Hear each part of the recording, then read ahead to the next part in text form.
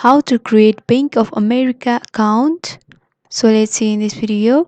Before moving forward, make sure to like this video and subscribe to our channel for more updates from us. So let's begin. The first step is you need to open up your preferred browser on your PC. After that, in the search bar, you have to click and search for Bank of America.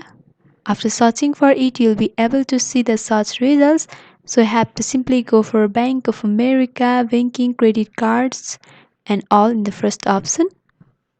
After going through it, you'll be opened up to the official web page of Bank of America. So if you want to log in, then you can go for this option where you have to enter your user ID and password associated with your bank. Since we are looking for create an account, you can go for either open an account option over here, or you can also click on this open account option.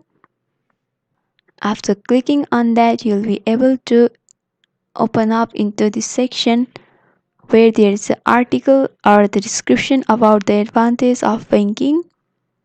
There are various sections of Bank of America, safe banking, plus banking, relationship banking.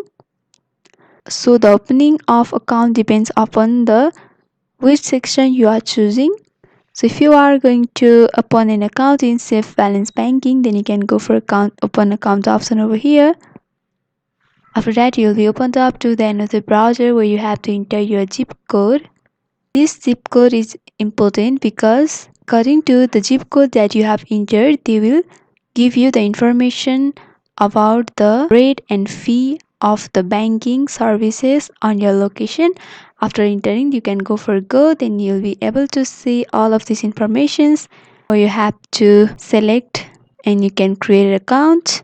The same process goes with the plus banking and relationship banking.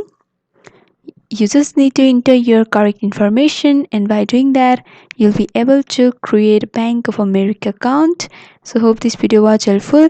Don't forget to like, comment, share and subscribe to our channel for more updates from us. Thanks for watching.